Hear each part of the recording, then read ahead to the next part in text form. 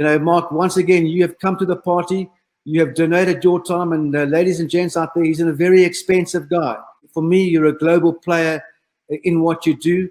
And like I've said before, sales is the big thing right now. Yes, funding is, but it all starts with sales. So, guys, we're going to get cracking on this morning. And Mark, if you don't mind, a very big welcome to you. Mike, and thanks so much for having me back. And a huge shout out to you, Twane, your team, the National Small Business Chamber that's been putting these together. I know you had Gavin Sharples on last week, a good friend of mine, amazing speaker. And through Gavin, I actually got introduced to you. And we've done a lot of work over the years together. And I think, we've got a very similar passion at the moment. And that's in this exceptionally challenging time for so many people, what is it that we can give back? And today is not about revenue for our own businesses.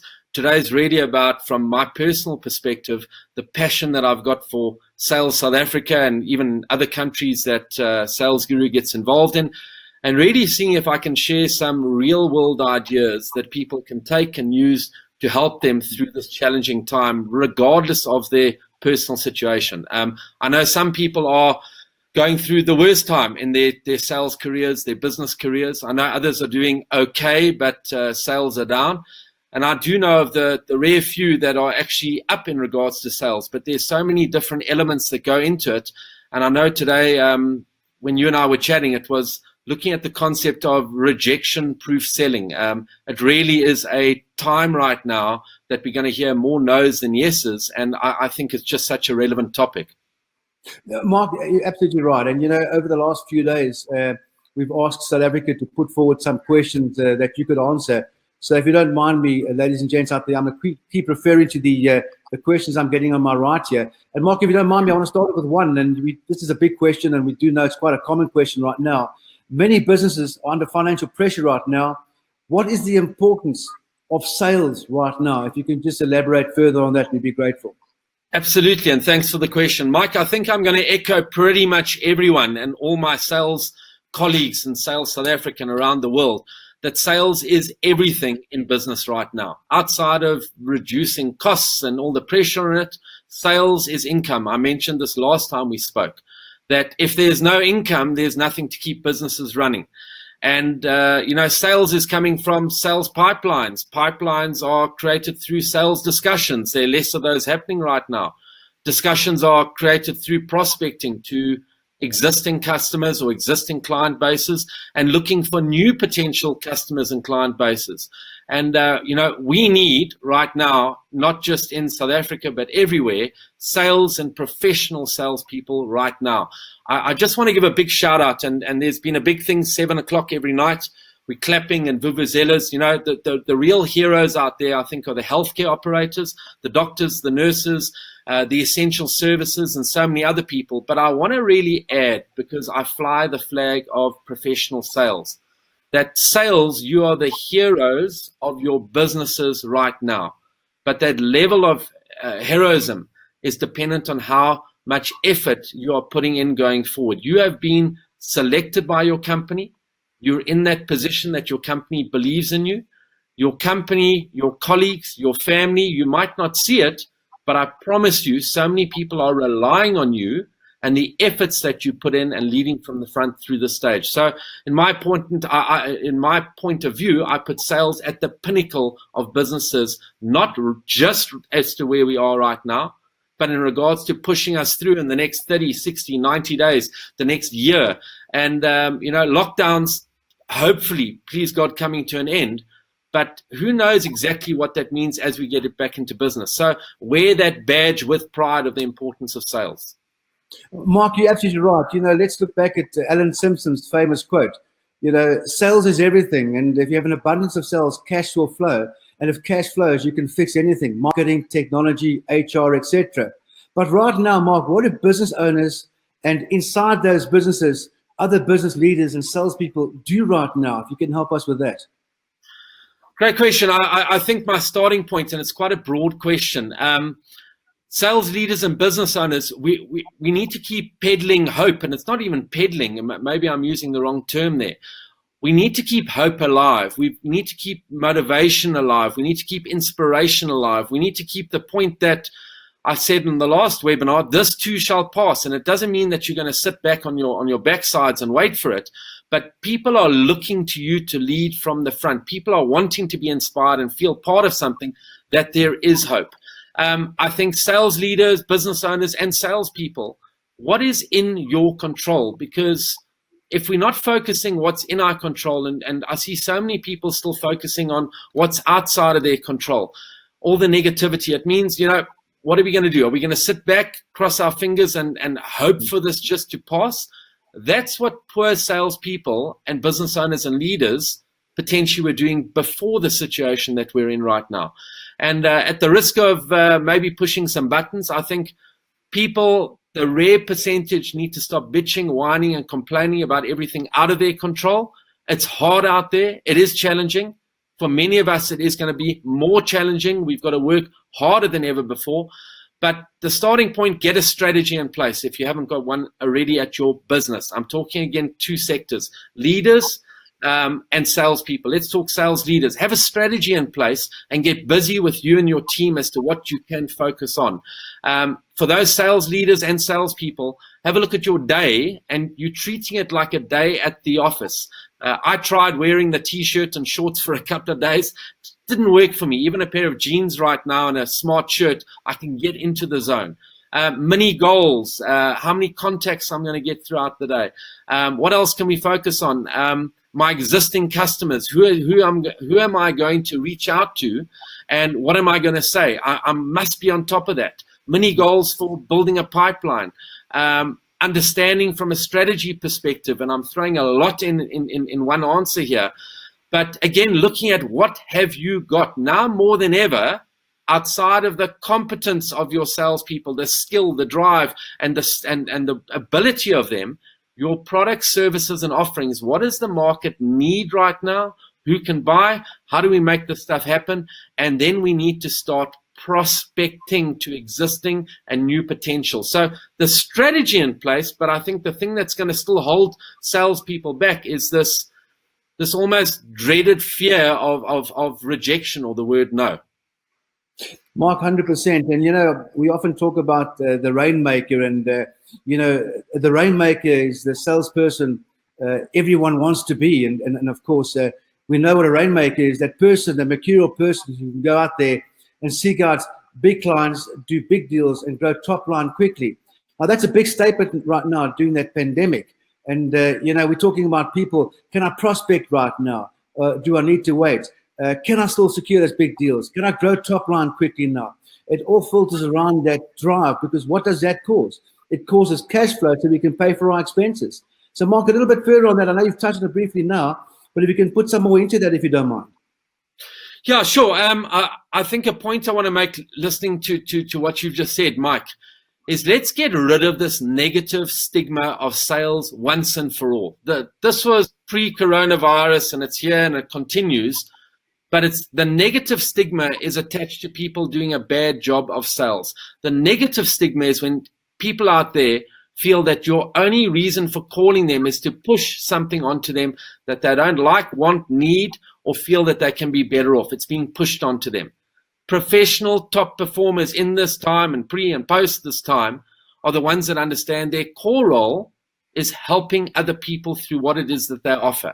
The more they help people get better off. Sales has been, always will be, about helping others. And I need us to really, as sales professionals, to have that front and center, that our role is to get out and help people through helping others. And we might not be the fit in many cases right now, but with the intention of helping, the intention of engaging, through that, we'll find opportunities, help them, help ourselves, help our companies, help our families. It's all really about helping. And that's what top performers have from a mindset perspective that sets them apart from the underperformers.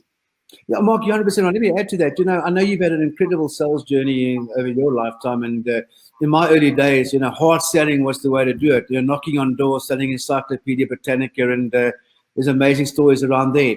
And in today's time, isn't it more like you need to think like a doctor? Take people's pain away.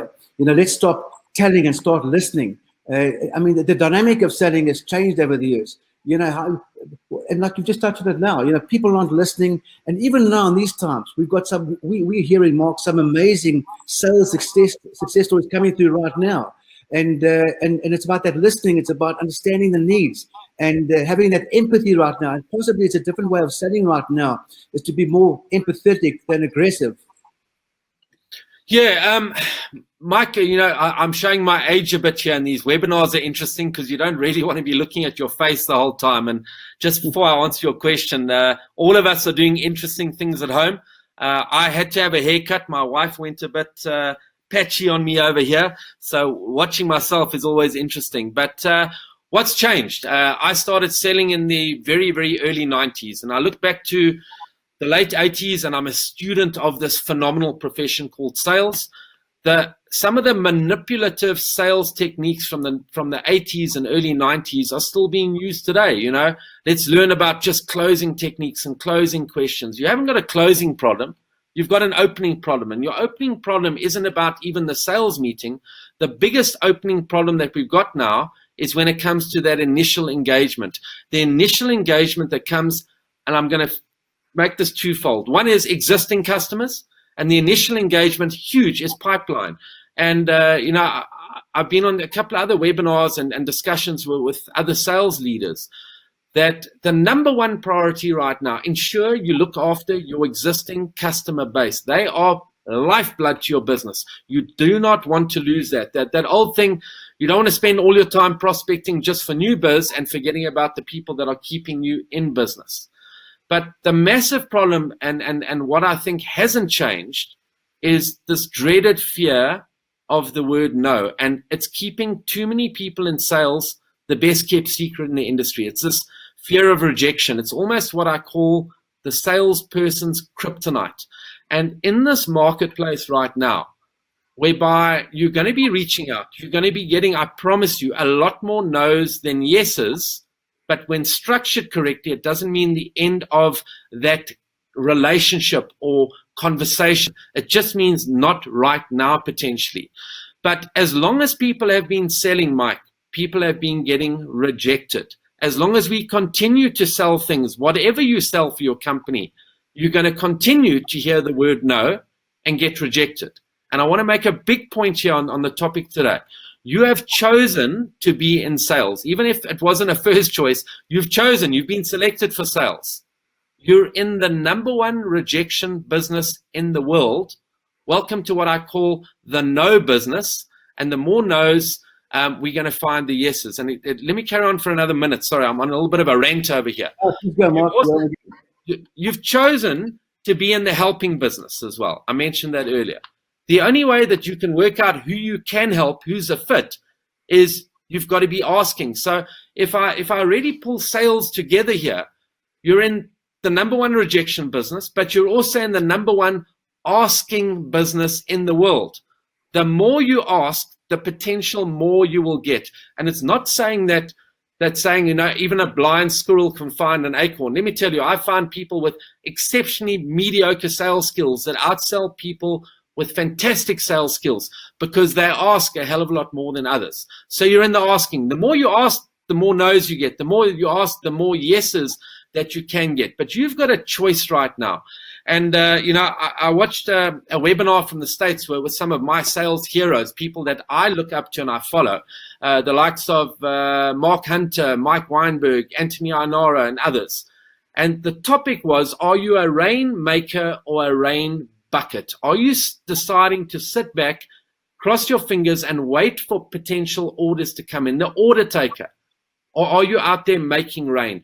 You might not be making a lot of rain, but let me tell you, any rain that you can bring in right now can make a massive difference to what it is that you've done. And just in closing off the point, you've chosen the number one rejection business. You've chosen to be in the most unnatural form of work, I think, in the world. That your role right now, more than ever, is to proactively be engaging and reaching out to potentially get rejected. And the ones that can overcome this mindset, and I'm going to share some other stuff shortly, are the ones that I believe can really elevate themselves and start to get busier and create additional pipeline. Back to you, Mike. Thank you, Mark. Another question that we're always getting right now is that Mike, NSBC or whoever, there's many people around the world, and let's focus on the top 1% of sales professionals. What do you, Mark? What do you think that the number, that 1% or the very best are doing right now? Those people are in a similar position to us. What do you think they're focusing on, Mark? Mike, big question, because I just want to take that to one side. I'll talk about the top 1%ers, and I've spent a lot of my career interviewing the top 1%ers. I think a big proponent of your level of success that is out of your control right now is what is your company offering, the products, the services, and the level of need out there in the marketplace. That is vitally important. But what is in your control, and it comes back to that sales DNA. I'll tell you what top performers have in abundance, and the relevance of this is, I'll explain the DNA. Top performers have a 10 out of 10 on these points, and whatever your results are, the same results will be on these 3 core points at a level. Foundation, mindset, desire, drive. Nobody's got to motivate them. You can give them the keys to the office. They'll arrive early, leave late. Nobody's got to inspire them to jump on the phone, fill up their diaries. Nobody's got to give them a goal. They come up with their own personal goal. They understand that the job is the target is not their goal. Their job is the target. The target is their job. It's a minimum standard. And they hold themselves accountable with 0 excuses. That's what top performers do. The second bit is activity. They are keeping themselves active throughout the day. They aren't sitting back and waiting for things to come. They are being proactive and understanding if they have to make 50 calls a day, they might find 1 potential bit of business or nothing or 10, but they're going to carry on because in doing this, they continue to build their brand pipeline and being heard. And the last thing is the skills, Mike. They look at things very, very different. They understand that selling isn't about what you can do for yourself. It's how you can help others. And everything from that initial prospecting engagement is structured in a way that creates engagement around value to a customer. It's not about arriving on the phone, Zoom, or face-to-face and vomiting all about who you are, what you do, and why you're great.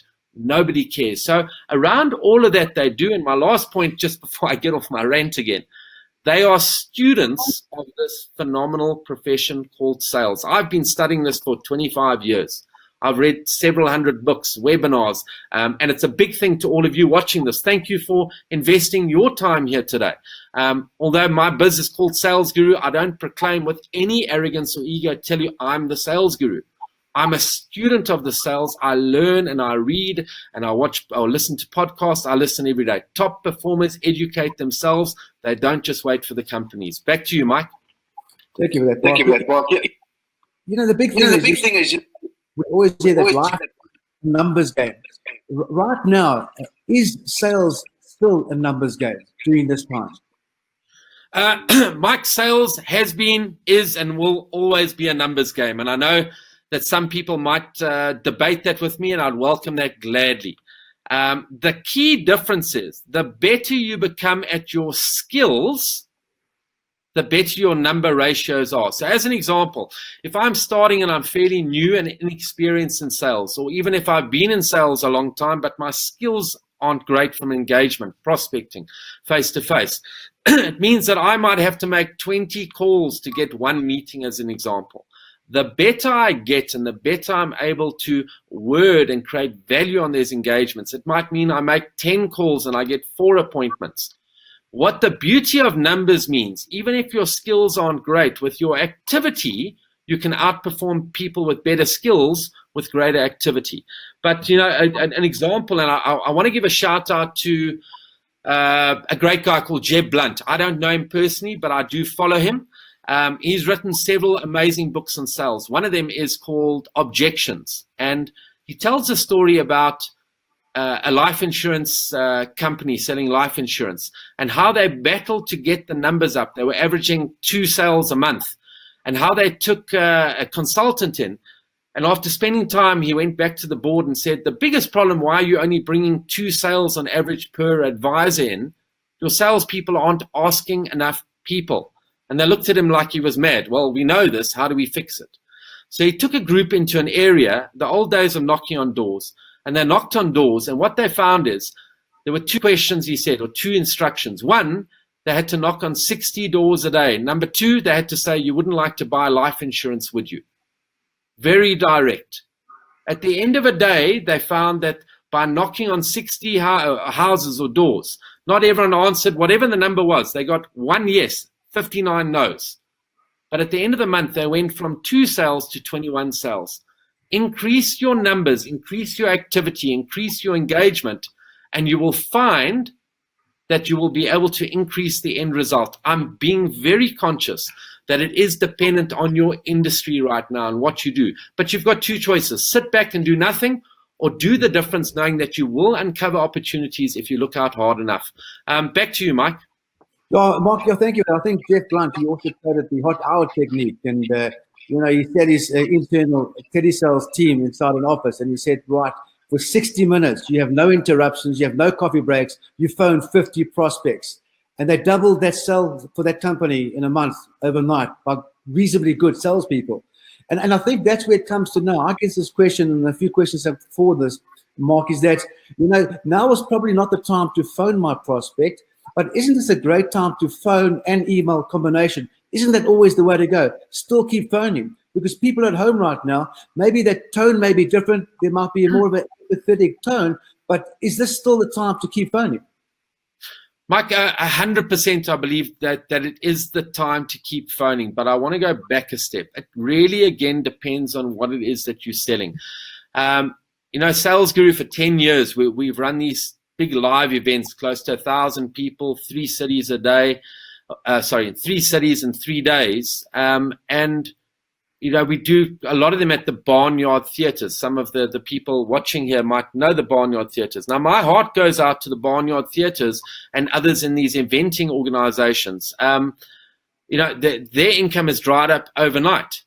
But if I'm in the Barnyard Theatre, I can't necessarily be calling companies or eventing saying, can we set something up for next week? It ain't going to happen. But what I can be doing is reaching out. I can be doing and having conversations about, when do we believe that this potentially could end? Are we able to provisionally book you for September or August? I can build a pipeline. And the difference is, reach out and speak to people on the phone. I mentioned this again last time. People want to hear your voice. They don't want to sit back and just get an email. And I'm begging the audience here. I'm on everyone's side here. It's about generating sales. Everyone wants to be better. Nobody wants to wake up in the morning and says, I hope I suck. I hope I'm not good at what I do. But I'm getting a lot of sucky emails and a lot of sucky LinkedIn connections at the moment. That, hi, Mark, I want to tell you all about my IT company and the services we provide, and I want to set up a Zoom call and tell you why you should be using us. I don't care. There's no value attached to that. If you're around something that, and I'm winging this, that, a lot of companies we're involved with are looking at options on how to upgrade and get far more greater value on online video conferencing at even a reduced cost. We're helping companies. I'm not sure if we could share some ideas that could do the same for you. Would you allow me 5 minutes? Give me something of value. So absolutely combo, but don't just phone. You don't get a reply and leave it there. Phone, email, reach out. What is the worst thing that they can say to you in return? And generally it's a no. It might be 1 or 2 other words, but I don't come across that right now. Back to you, Mike. 100%. Of course, Mark, you've said this through the years. If I call 50 people a day and 49 say no, and I do 20 deals a month of high value, you get a fairly good return. So I think we need to understand that. But Mark, we always known, and I spoke about it the years, globally, prospecting is a big thing. It's a big part of sales. Why don't salespeople prospect? Because they are so crap scared about hearing the word no. And I'm being very direct, and I love the opportunity to really put it out there. And I'm generalizing, please. I know that there are people out here that do make a massive effort, so please. And my objective in sharing this very direct information is to help. It's not to knock anyone down, especially in this challenging time. But, I take a lot of companies that I get involved in one of my personal favorites, which is running a prospecting program. And right at the start, I ask people, put your hand in your hearts. So I promise to tell the truth. and we're not putting this on your performance reviews or anything else. I'm here to help. How many proactive prospecting calls are you and have you been making every day for the last month? And you'll be amazed that the average number that I get on people whose core role is to bring in sales is between 1 and 5 phone calls a day. And then people wonder why they're struggling and not enjoying this. But I want to just add on to this. Allow me to run a little bit here, Mike.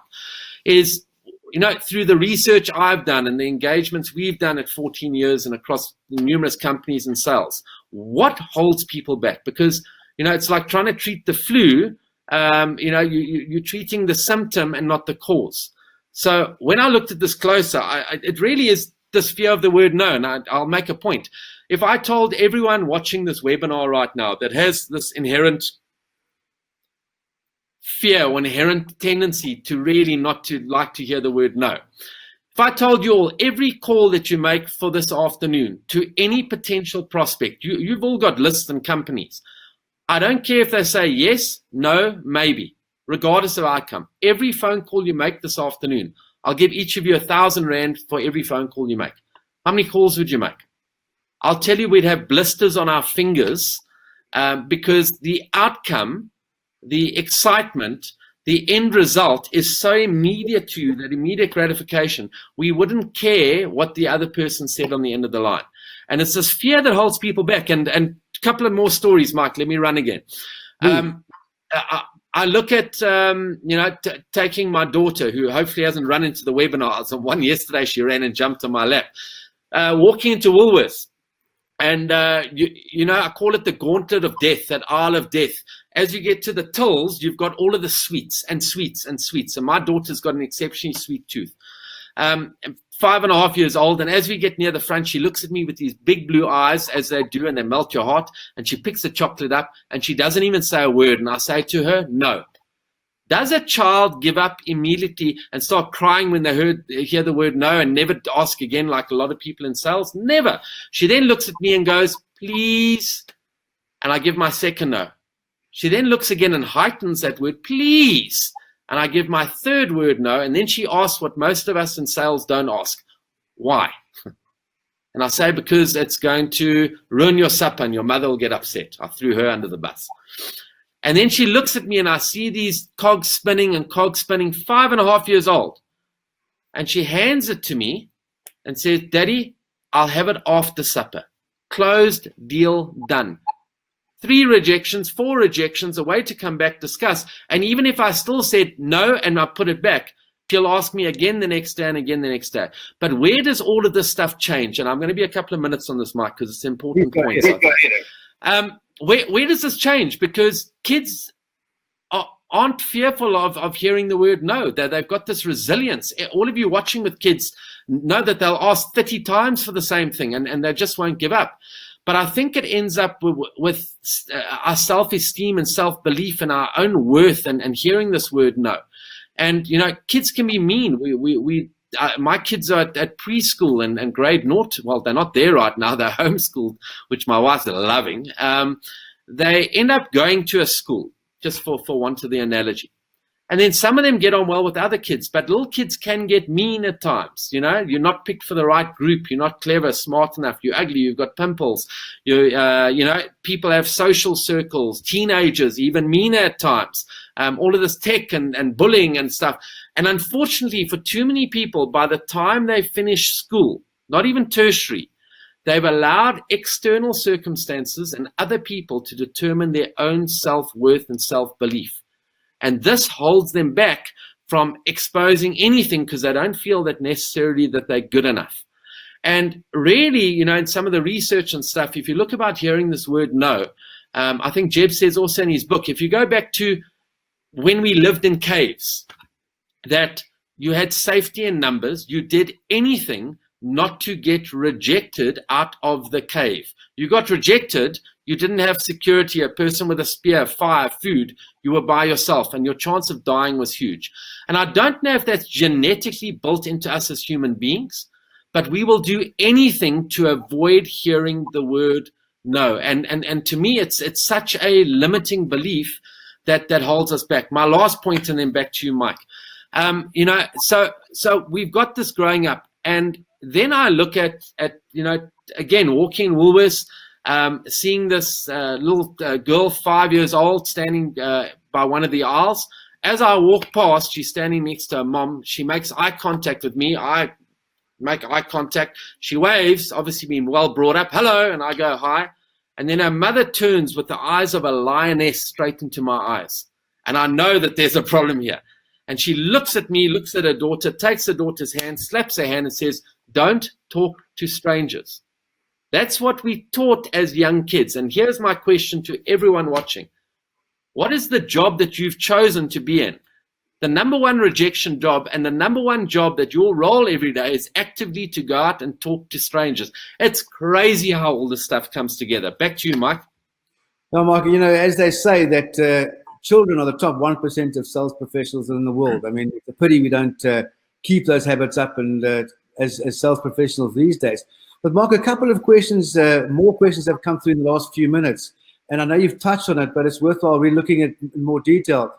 Who do sales professionals look to right now to sell to? Sure. Very, very broad question.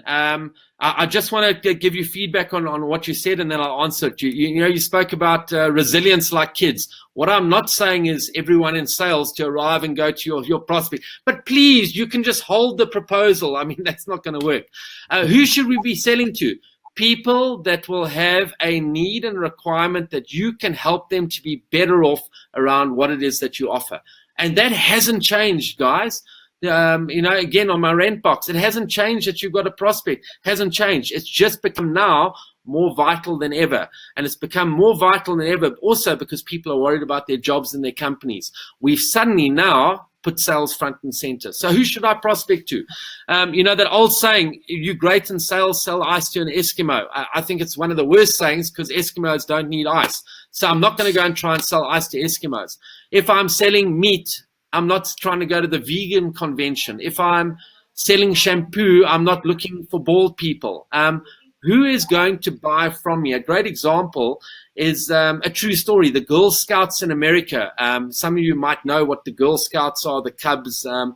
They get Girl Scout cookies that come out once a year, I think for 2 weeks. And they've got to go and sell the cookies to raise money.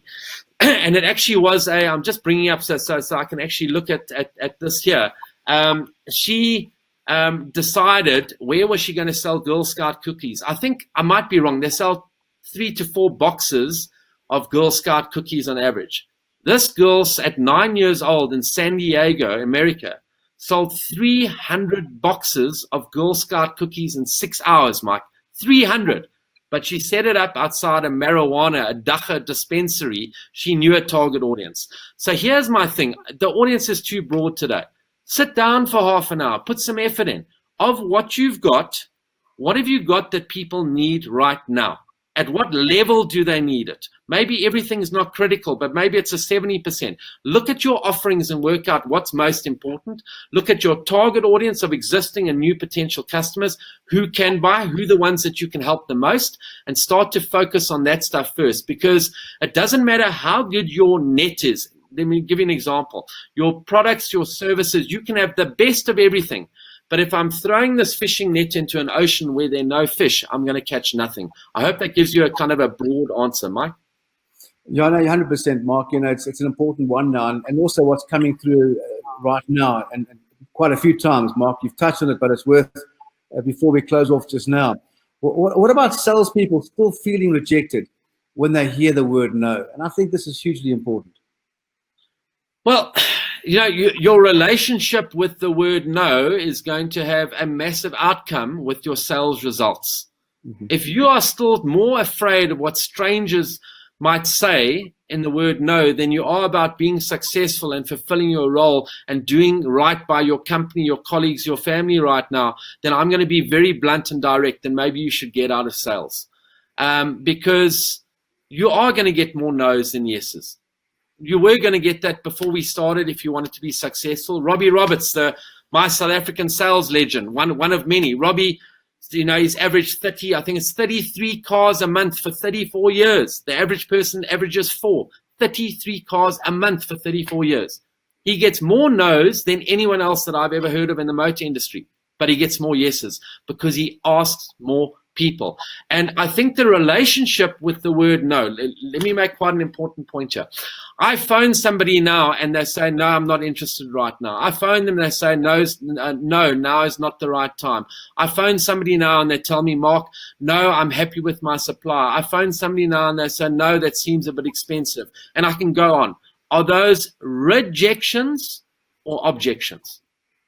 And I'll tell you that every single one of those is an objection.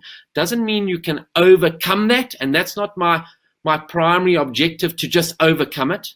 My objective with an objection is to have a discussion. I hear you, and thanks so much for letting me up front. I appreciate it. I know it's a challenging time. Do you mind if I ask what makes you say that? Do you mind if I ask when do you believe would be a better time? I'm happy with my current supplier. Fantastic. My only objective in reaching out to you what was to make you aware I only deal with companies that are happy. I'm only looking to see if I can move you to ecstatic, and here are 2 ways that we do it. Are either of those important to you? It's preparation for objections. Most people hear the word no, they put the phone down, they have a little tear that runs out the corner of their eye, they then go and hang around with other people and go, this sucks, maybe we suck a bit at the way we're handling this. And I wanted to say the only real rejection is if you phone somebody and they tell you, I hate you, I never want to have a call from you again, leave me alone. Maybe that's 1 in 10,000 calls. Even if they say they dislike your company, that's still an objection. So your relationship with the word no, and there's another place called go for no. If I want to get my objective in a day, I'm going to make 20 calls. If I get 20 no's, it's fine because at least I'm opening up doors. What's the alternative? To get nothing. But maybe, just maybe, there's a chance I can find a yes with better messaging. Now, Back Mark, to you. Thank you for that, Mark. And another big thing it's coming out is that, you take your take on this. You get a sales professional. There's a great sales presentation, listens to the needs, takes care of the needs, overcomes all the objections, and then they don't ask for the business. Mike, you put a big smile on my face here. Yeah, it gets back to that scenario. You're in the asking business, and my role is to ask people to initially see if there's value for us to engage or meet or discuss online right now. I've got to ask to qualify. At that initial meeting, I've got to ask the questions: current situation, needs, objectives, wants, desires. I need to then see in regards to what is the value and define clear value, and ask and define. Ask about urgency, ask about decision-making process, ask about budget, ask about moving forward. I've then got to ask in regards to what makes sense for me to present back. Ask what are the top 3 things when considering moving ahead with this from your perspective when it comes to signing off. I've got to ask so many questions that's relevant. At times I can ask a lot less. But the big thing so many salespeople don't ask is then for the business. And I love some of the, I'm anti-manipulative sales techniques, putting the paper in front of you and putting the pen down and just keeping quiet. Guys, people are a lot more advanced now, and people know this. Me asking you at the end of a discussion, Mike, so this is what we've discussed, this is what you spoke around. Let me share with you what it is that I can recommend based on that. At the end of this, Mike, so it makes sense to me for us to proceed. What do you think? There's such soft ways that I can ask around that and many others. But ask, otherwise you're doing yourself and the customer the biggest disservice ever. Back to you. Mark, that was just before I ask you for your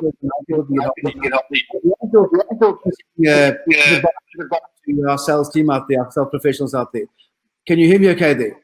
I can hear you back now. Closing words of advice before I ask you for your credentials so people get hold of you, Mark.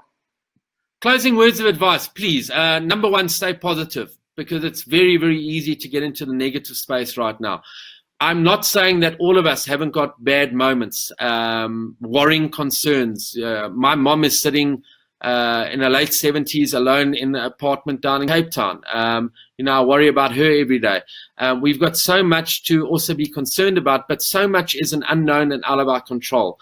Closing words. I still believe, look on the bright side. There is hope. This isn't the end of the world. We will get through this. This shall pass. a vaccine comes out, even medication that allows us to get better or lessen the effects. Many people are working around the clock to get us out of this and move forward. And just do what's in your control. Be the example to your family, be the example to your company, be the example to your customers. Show positivity and drive in making this actually happen. And just belief, what you're planting in your head right now is going to grow. First point. Second point, get busy. Get busier now than you've ever been before. Busier in regards to prospecting in the right way, to the right audience with empathy. Get busy in regards to educating yourself, looking at ideas, how do I get better? And just get busy in regards to making sure that what you're putting in now is going to help you get a step forward as we get through this, because things will change in a lot of industries and they're the unknown. But the people that don't put in the effort right now, I've got the biggest concern if we're going to be in an employed environment for those people. So please, the power sits with yourselves to make this happen. And my last third point, fly the flag of sales with pride. As much as I do what I can do for sales, it's my passion. All of you are the brand ambassadors of this phenomenal profession. Back to you, Mike. Mike, thank you for that. Thank you for that. Just before can you give your details? So sales leaders, sales professionals, business owners get in touch with you. If you can give your details, please. Sure, and thanks for allowing me this. So at the moment, myself and my team, we've been very blessed in helping a lot of organizations with online webinars specific to them, online training delivery across whether it's short 45-minute segments. We're doing full-day courses, management, leadership, prospecting. There's a whole lot we're doing, and everything by and large is customized according to the requirement, the need, budget, etc. So if you'd like to engage with us as to potentially what we could help you with, info@salesguru.co.za, info@salesguru.co.za. I'm on LinkedIn, Mark, and then Keating, Keating. Please, all of you connect with me. I'm posting little articles and other free webinars and things that come up. Sales Guru is on LinkedIn. Sales Guru has a Facebook page. I have a free webinar. I'm interviewing our head of sales leadership and training on top things that sales leaders and managers can do to motivate and keep their teams productive. She's going to be providing some of the best content I've ever come across, and we're running that tomorrow. If you're interested, look on my LinkedIn or connect with me, Sales Guru LinkedIn or on Facebook, or info@salesguru.co.za. Please, if I only come back to you after a while, don't think it's rude. As I say, I'm running literally checking mails late at night. And my closing thing, Mike, thanks so much again for having me on. I hope that people watching have got some value out of today, and just wish you, Mike, the NSBC team, Twane, all the best. Mark, thank you for that. And Mark, it's because of people like you, we can do what we do, and you help many people, and we're very grateful for your time. And I'm sure we'll touch base shortly again, and have a safe day, and we'll chat soon. Thank you, Mark. Thank you, and all stay safe. Yeah, and to everyone out there, if we can help you, the NSBC, its sponsors, its partners have put together a 200 million rand support fund service together. You can email us at covid19@nsbc.africa, and we'll give each and every one business owner out there a complimentary 1-year 2,000 rand voucher to become member of the NSBC, so we can help you wherever we can during this time and beyond. And of course, we announce our next webinar for next Wednesday. It's live now on the bizshow.africa. You can register for that. So guys, again, a very big thank you to all of you out there. It's been an absolute privilege, and we hope that we've made some form of difference to you personally and in your business, and for beyond the pandemic as well. Thank you very much.